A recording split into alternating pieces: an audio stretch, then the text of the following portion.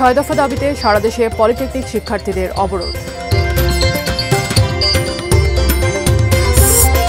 উপাচার্যের পদত্যাগের 1 দফা দাবিতে আজও উত্তাল কুয়েট।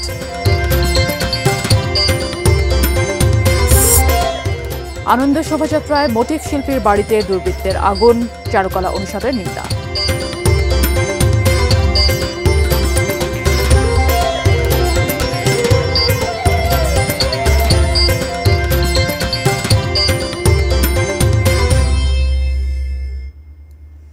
দেখছেন এটিএন নিউজ। দেশের খবরে সবাইকে আমন্ত্রণ জানাচ্ছি, আমি ফাইজার রাহলা। এতক্ষণ সংবাদ শিরোনামগুলো শুনছিলেন আকিজ বশির ক্লাসের সৌজন্যে। এবারে বিস্তারিত। 4 বছর মেয়াদী ডিপ্লোমা ইঞ্জিনিয়ারিং কোর্স অব্যাহত রাখা, কারিগরি শিক্ষা অধিদপ্তরের বিতর্কিত সকল নিয়োগ বিধিমালা সংশোধন সহ 6 দফা দাবিতে দেশের বিভিন্ন জায়গায় সড়ক অবরোধ করেছেন পলিটেকনিক শিক্ষার্থীরা। তারই অংশ হিসেবে রাজধানীর 7 রাস্তা, মিরপুর ও মোহাম্মদপুরেও চলছে অবরোধ আন্দোলন। দাবি আদায় না হওয়া পর্যন্ত সড়কে অবস্থান চালিয়ে যাওয়ার ঘোষণা দিয়েছেন শিক্ষার্থীরা।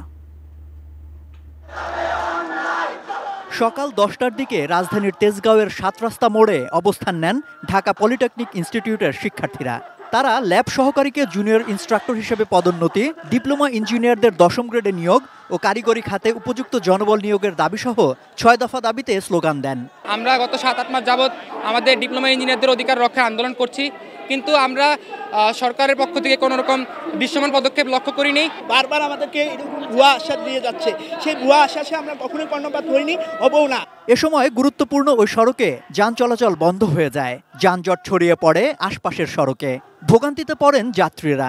রাস্তায় যে বের জন্য হেঁটে যাচ্ছি, অনেক কষ্ট হচ্ছে, তো আমরা এর অবসান চাই। এমনি হাঁটতে পারি না, পায়ের সমস্যা, তারপরেও কষ্ট করে যাওয়া লাগতেছে হাইটে হাইটে। আমি রোজা রাখছি, আমি কয়েকবার ঘুরি পড়তে আছি, তারপরও আমি মেয়ের বাসার দিকে যাচ্ছি। পলিটেকনিক শিক্ষার্থীরা মিরপুর, মোহাম্মদপুরেও সড়ক অবরোধ করেন। শিক্ষার্থীরা বলেন, দাবিগুলো নতুন নয়, এর আগেও একাধিকবার এ নিয়ে আন্দোলন হয়েছে। এবার দাবি আদায় না হওয়া পর্যন্ত রাজপথ না ছাড়ার হুঁশিয়ারিও দেন আন্দোলনকারীরা। আমরা এই মুহূর্তে কারিগরি ছাত্র আন্দোলন বাংলাদেশের কেন্দ্রীয় পর্যায় থেকে ঘোষণা দিচ্ছি, আমাদের 6 দফা দাবি বাস্তবায়নের লক্ষ্যে বাস্তবায়নের পদক্ষেপ সরকার কর্তৃপক্ষ যতক্ষণ পর্যন্ত না আগাবে এবং দ্রুত পদক্ষেপ গ্রহণ না করবে, ততক্ষণ পর্যন্ত আমাদের অবস্থান কর্মসূচি স্পষ্ট থাকবে। সম্রাট Anwar, ATN news, Dhaka. Polytechnic শিক্ষার্থীদের আন্দোলনের খবর জানাতে রাজধানীর 7 রাস্তার মোড় থেকে সরাসরি যুক্ত হচ্ছেন সহকর্মী সাইফুল জুয়েল।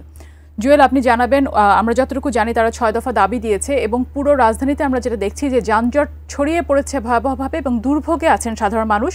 আপনি আপনার জায়গা থেকে বলবেন যে কি অবস্থা দেখছেন, শিক্ষার্থীরা কি বলছে এবং সাধারণ মানুষ যারা ভুক্তভোগী তারা কি বলছেন?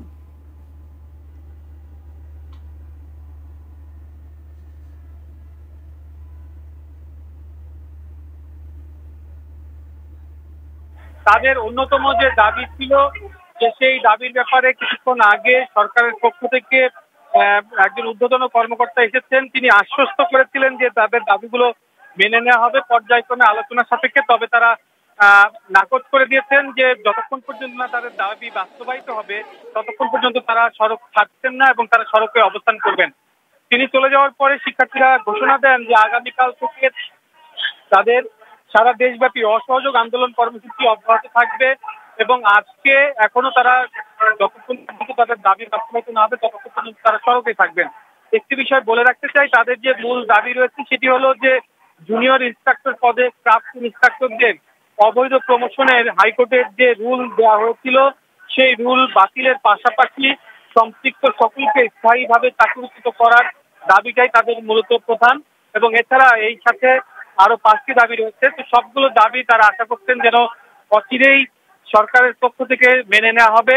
এবং তারা বলছেন যে কিছুক্ষণ আগে আপনিও একটি প্যাকেজের মাধ্যমে আমরা প্রতিবেদনে জানছিলাম যে তাদের এই দাবি দেওয়ার ব্যাপারে তারা দীর্ঘদিন ধরেই আন্দোলন করে আসছে এবং সরকারের বিভিন্ন পর্যায়ে তারা তাদের এই দাবির ব্যাপারে জানিয়েছিলেন, কিন্তু সরকারের পক্ষ থেকে এখন পর্যন্ত কার্যত কোনো ব্যবস্থা না নেওয়ার কারণে তারা আজকে অনেকটা বাধ্য হয়ে তেজগাঁ 7 রাস্তার মোড়ে অবস্থান নিয়েছে। শুধুমাত্র তেজগাঁ 7 রাস্তা না, মিরপুর পলিটেকনিকেও একই অবস্থান নিয়েছে সেখানকার শিক্ষার্থীরা।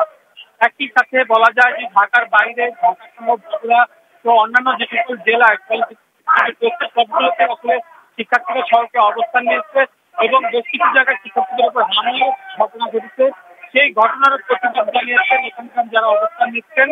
তবে একটা বিষয় জানিয়ে রাখতে, এই সড়ক অবরোধের কারণে এই সংযোগ সড়ককে ঘিরে অন্যদিকে যে সকল উপসড়ক তৈরি হয়েছিল সেই সড়কগুলোতে তীব্র যানজট সৃষ্টি হচ্ছে। আজকে যেহেতু সরকারি কর্মদিবস, সেই কর্মদিবসের কারণে হাজার হাজার মানুষ ভোগান্তির মুখোমুখি হয়েছে এমনটা আমরা দেখতে পেয়েছি। এখনো দেখতে পাচ্ছি যে সড়কের বিভিন্ন পয়েন্টে কিন্তু গাড়িগুলো অপরিমাণ রয়েছে, কিন্তু কতক্ষণ নাগাদ এই সড়ক অবরোধ প্রত্যাহার করবেন শিক্ষার্থীরা সেই ব্যাপারে কিন্তু এখন পর্যন্ত কিছু বলেননি এবং তারা বলছেন যে দাবি আদায় না হওয়া পর্যন্ত তারা সড়কে অবস্থান করবেন। তো এই ছিল আমার কাছে সবচেয়ে পলিটেকনিক ইনস্টিটিউট রয়েছে সবগুলোতেই আসলে শিক্ষার্থীরা সড়কে অবস্থান নিয়েছে এবং বেশ কিছু জায়গায় শিক্ষার্থীদের উপর হামলারও ঘটনা ঘটেছে। সেই ঘটনারও প্রতিবাদ জানিয়েছেন এখানকার যারা অবস্থান নিচ্ছেন। তবে একটি বিষয় জানিয়ে রাখতে চাই, এই সড়ক অবরোধের কারণে এই সংযোগ সড়ককে ঘিরে অন্যদিকে যে সকল উপসড়ক তৈরি হয়েছে সেই সড়কগুলোতে তীব্র যানজট সৃষ্টি হয়েছে। সরকারি কর্মদিবস দিবসের কারণে হাজার হাজার মানুষ ভোগান্তির মুখোমুখি হয়েছে এমনটা আমরা দেখতে পেয়েছি। এখনো দেখতে পাচ্ছি যে সড়কের বিভিন্ন পয়েন্টে কিন্তু গাড়িগুলো অপেক্ষমান রয়েছে, কিন্তু কতক্ষণ নাগাদ এই সড়ক অবরোধ প্রত্যাহার করবেন শিক্ষার্থীরা সেই ব্যাপারে কিন্তু এখন পর্যন্ত কিছু বলেননি এবং তারা বলছেন যে দাবি আদায় না হওয়া পর্যন্ত তারা সড়কে অবস্থান করবে। তো এই ছিল আমার কাছে সবশেষ অবস্থা। আমরা আশা করব যে পরবর্তী সংবাদে হয়তো বা সড়ক খুলে দেওয়া হবে এবং তখন এটিএন নিউজের দর্শকদেরকে এই ব্যাপারে আরো বৃত্তান্ত জানাতে পারবো। জুয়েল, আপনাকে অনেক ধন্যবাদ। দর্শক, আমাদের সহকর্মী সাইফুল জুয়েল সরাসরি যুক্ত হয়েছিলেন আমাদের সাথে। 6 দফা দাবি আদায়ে দেশের বিভিন্ন স্থানে সড়ক অবরোধ করে ট্রেন আটকে বিক্ষোভ করেছেন পলিটেকনিক ইনস্টিটিউটের শিক্ষার্থীরা। প্রতিনিধিদের পাঠানো তথ্য ছবিতে ডেস্ক রিপোর্টে বিস্তারিত। সকাল 9টায় খুলনা স্টেশন থেকে ছেড়ে আসা রূপসা এক্সপ্রেস নগরীর বয়রা জংশন এলাকায় আটকে দেয় শিক্ষার্থীরা। ফলে প্রায় 3 ঘন্টা সেখানে রেল যোগাযোগ বন্ধ ছিল। পরে পুলিশ পরিস্থিতি নিয়ন্ত্রণে আনে। শিক্ষার্থীরা জানান, উন্নত বিশ্বের আদলে 4 বছর মেয়াদী কারিকুলাম চালু এবং একাডেমিক কার্যক্রম ইংরেজি মাধ্যমে করা সহ 6টি দাবি তাদের। আমরা এই দাবিটা এখান থেকে আরো 6 মাস আগে থেকেই করে আসছি যাতে আমাদের দাবিটা পূরণ হয়। এখানে আমরা জেলা প্রশাসকের কাছে স্মারকলিপি দিই, তিনি আমাদের আশ্বস্ত করে, কিন্তু বাস্তবে আমরা তার কোনো ফল পাই না। ছাত্রদের সাথে কথা বলে আমরা এই ট্রেনটাকে আমরা গন্তব্য পথে যাওয়ার জন্য রেডি করেছি। রাজশাহীর বেশ কয়েকটি পলিটেকনিক ইনস্টিটিউট ও সার্ভে ইনস্টিটিউটের শিক্ষার্থীরা দুপুরে নগরীর ভদ্রা মোড়ে রেল লাইন ও সড়ক অবরোধ করেন। এ সময় শিক্ষার্থীদের সঙ্গে সাধারণ মানুষের বাকবিতণ্ডা হয়। কোনো যৌক্তিক ইস্যু ছাড়া যে কোনো বিষয় নিয়ে আন্দোলনে নেমে যায়, জনগণের ভোগান্তি তো কোনো শেষ নেই। রাস্তাঘাটে যদি এরকম অবস্থা হয় তাহলে আমরা কি করবো? আমরা বলেন, আমার সাধারণ পাবলিকের জন্য কেডা? আমার পুলিশ না থেকে দেখছে, আমরা জনগণ আমার জন্য মানে কি অবস্থা দেশের, এগুলা দেশের এইসব অবস্থা আমার ভালো লাগছে না। ময়মনসিংহ পলিটেকনিক ইনস্টিটিউটের শিক্ষার্থীরাও দুপুরে শহরের বাইপাস মোড় অবরোধ করেন। এতে আশপাশের সড়কে যান চলাচল বন্ধ হয়ে যায়, সৃষ্টি হয় তীব্র যানজট। বরিশালের নথুল্লাবাদ বাস টার্মিনালের পাশে ঢাকা বরিশাল মহাসড়ক অবরোধ করেন সেখানকার পলিটেকনিক শিক্ষার্থীরা। পাবনা পলিটেকনিক ইনস্টিটিউটের শিক্ষার্থীরা প্রায় 2.5 ঘন্টা ঢাকা পাবনা মহাসড়কে বিক্ষোভ করেন। পরে দুপুর 2:30টার দিকে জেলা প্রশাসনের আশ্বাসে অবরোধ তুলে নিলেও দাবি পূরণে 48 ঘন্টার আলটিমেটাম দেন তারা। এছাড়া 6 দফা দাবি বাস্তবায়নে পলিটেকনিক শিক্ষার্থীরা সিলেট, চট্টগ্রাম, যশোর, বগুড়া ও কুষ্টিয়া সহ বিভিন্ন স্থানে সড়ক, মহাসড়ক ও রেল লাইন অবরোধ করেন। Chandan Pal, desk report, ATN news. Khulna প্রকৌশল ও প্রযুক্তি বিশ্ববিদ্যালয়ে কুয়েট উপাচার্য মোহাম্মদ মাসুদের পদত্যাগের দাবিতে আজও বিক্ষোভ করছেন আন্দোলনরত শিক্ষার্থীরা। দুপুর 12টার দিকে ক্যাম্পাসে মিছিল করেন তারা। মিছিলটি বিশ্ববিদ্যালয়ের দুর্বার বাংলা ভাস্কর্যের পাদদেশ থেকে শুরু হয়ে আবাসিক হল এবং ক্যাম্পাসের বিভিন্ন সড়ক প্রদক্ষিণ করে। এ সময় আন্দোলনকারীরা কুয়েটের প্রশাসনিক ভবন সহ বিভিন্ন ভবনের দেয়ালে তাদের দাবি তুলে ধরে পোস্টার সাটান। গতকাল মঙ্গলবার বেলা 1:45টার দিকে কুয়েট স্টুডেন্ট ওয়েলফেয়ার সেন্টারে ব্রিফিংয়ে উপাচার্য মোহাম্মদ মাসুদের পদত্যাগের 1 দফা দাবি ঘোষণা দেন আন্দোলনরত শিক্ষার্থীরা।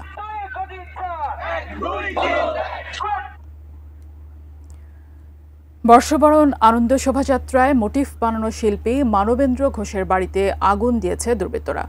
এতে তার একটি ঘর পুড়ে গেছে। এ ঘটনার নিন্দা জানিয়েছে ঢাকা বিশ্ববিদ্যালয়ের চারুকলা অনুষদ। মানিকগঞ্জের জেলা প্রশাসক মানোয়ার হোসেন মোল্লা জানান, আগুনের নেপথ্যের কারণ তদন্তের পাশাপাশি পুড়ে যাওয়া বাড়িটি জেলা প্রশাসনের উদ্যোগে পুনর্নির্মাণ করা হবে। মঙ্গলবার দিবাগত রাতে মানিকগঞ্জ সদর উপজেলার গড়পাড়া বাজার এলাকায় শিল্পী মানবেন্দ্র ঘোষের বাড়িতে আগুন দেওয়া হয়। এবার ঢাকায় বর্ষবরণ আনন্দ শোভাযাত্রায় ফ্যাসিস্ট মোটিফ বানানো হয়। ধারণা করা হচ্ছে মোটিফ তৈরির কাজে যুক্ত থাকার কারণে তার বাড়িতে আগুন দেওয়া হতে পারে।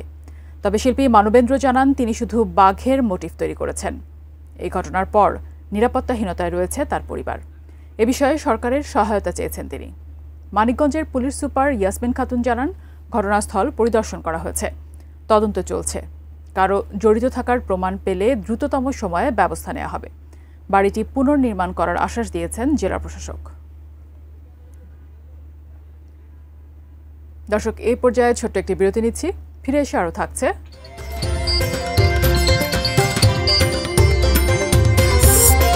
নোয়াখালীর বেগমগঞ্জে দুটি ট্রাকের সংঘর্ষে নিহত 2। কুষ্টিয়ায় তুলার ফলন ভালো হলেও দাম নিয়ে শঙ্কায় চাষিরা।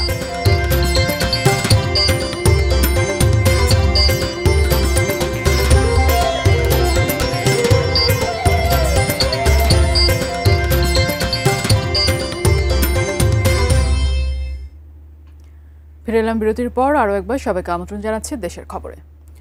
ফিলিস্তিনের উপর ইসরায়েলের বর্বরোচিত হামলার প্রতিবাদে সকাল থেকে দুপুর 1টা পর্যন্ত আধা বেলা ধর্মঘট পালন করেছেন রংপুর নগরীর ব্যবসায়ীরা।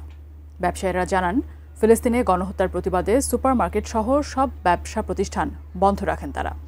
বিক্ষোভ সমাবেশে ইসরায়েলের প্রেসিডেন্ট বেনিয়ামিন নেতানিয়াহুর কুশপুত্তলিকা দাহ ও শহীদ ফিলিস্তিনিদের জন্য দোয়া করা হয়। এতে রংপুর নগরীর 156টি ব্যবসায়ী সংগঠন অংশগ্রহণ করে। এর আগে ইসরায়েলের পণ্য বয়কটের ঘোষণা দেওয়া হয়। ব্যবসায়ী সমাজের আহ্বানে পালিত এই কর্মসূচিতে রংপুরের সর্বস্তরের মানুষ ফিলিস্তিনের নির্যাতিত নিপীড়িত জনগণের প্রতি সংহতি জানিয়েছেন।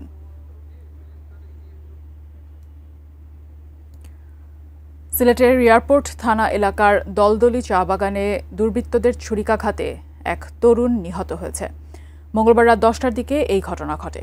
নিহত ওই তরুণের নাম তুষার আহমেদ। সে নগরীর রায়নগর এলাকার বাসিন্দা। পুলিশ জানায়, মঙ্গলবার রাত 10টার দিকে দলদলি চা বাগানে দুর্বৃত্তরা এক তরুণকে ছুরিকাঘাত করে।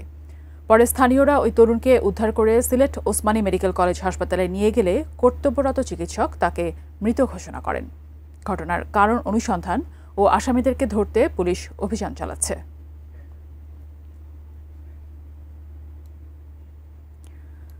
নোয়াখালীর বেগমগঞ্জ উপজেলায় 2টি ট্রাকের ধাক্কায় 2 জন নিহত হয়েছেন। আহত হয়েছেন আরও 1 জন। নিহতরা হলেন উপজেলার বেগমগঞ্জ ইউনিয়নের ফাজিলপুর এলাকার জসিমউদ্দিনের ছেলে মোহাম্মদ সজীব ও কেন্দুরবাগ এলাকার শাহ আলমের ছেলে সাকিব।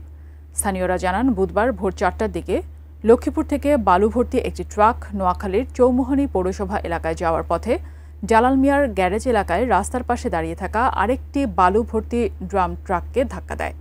এতে ঘটনাস্থলেই ট্রাকের হেলপার সজীব ও চালকের বন্ধু সাকিব গুরুতর আহত হন।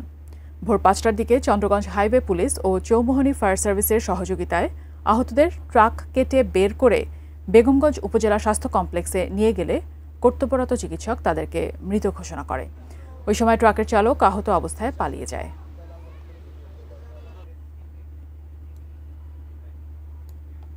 ছোট্ট আরেকটি বিরতি নিচ্ছি, সাথেই থাকুন।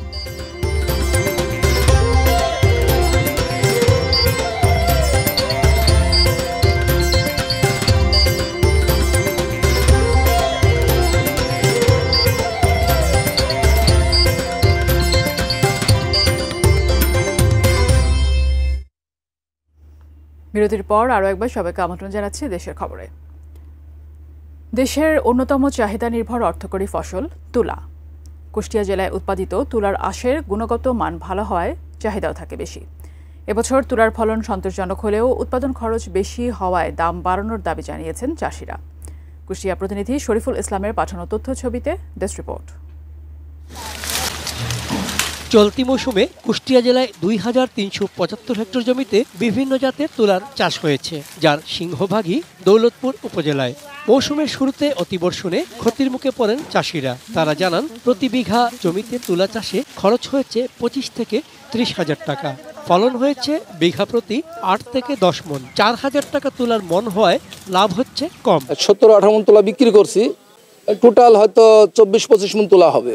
তাতে 7 মণ 8 মণ ফলন হবে পার বিঘায়। দামটা 5,000 হলে খুব ভালো হয়, যেহেতু এতে অত্যন্ত খরচ বেশি। বৃষ্টিতে হচ্ছে অনেক ক্ষয়ক্ষতি হয়ে গেছে, এভারেজে হচ্ছে 8 থেকে 10 মণ এরকম তুলার ফলন। এবার কুষ্টিয়া অঞ্চলের তুলার আঁশ ভালো, তাই এর চাহিদাও বেশি।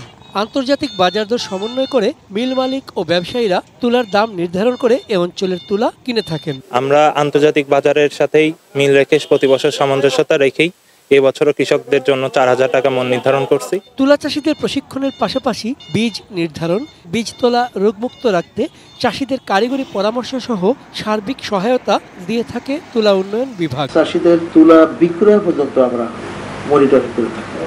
আরও একটা উল্লেখ্য বিষয়, আমরা তুলা উন্নয়ন বোর্ডের নিজস্ব একটা বাংলাদেশ ব্যাংকের ফান্ড আছে, আমরা ন্যায্য মূল্য নিশ্চিত হলে চাষিরা তুলা চাষে আগ্রহী হবে বলে মনে করেন সংশ্লিষ্টরা। Chandan Pal, desk report, ATN news.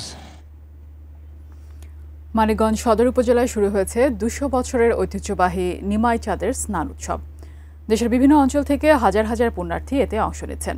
প্রতি বছরের মতো এবারও বৈশাখের দ্বিতীয় দিন থেকে এই স্নান উৎসব শুরু হয়েছে। মঙ্গলবার সকাল থেকে দূরদূরান্তের হাজারো ভক্ত ও তীর্থযাত্রী পুণ্য লাভের আশায় কালীগঙ্গা নদীর পাড়ে সমবেত হতে শুরু করেছেন।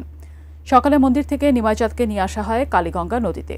এ সময় একে একে হাজারো ভক্ত পুণ্য লাভের আশায় নিমাইচাঁদের গায়ে দুধ ঢেলে স্নান শুরু করান। পুণ্যার্থীরা জানান মনের বাসনা পূরণ ও পুণ্য লাভের আশায় এই স্নান উৎসবে তারা যোগ দেন। স্নান উৎসব উপলক্ষে মানিকগঞ্জ সদর উপজেলার বালির টেকের প্রায় 2 কিলোমিটার এলাকায় বসেছে 15 দিনের গ্রামীণ মেলা।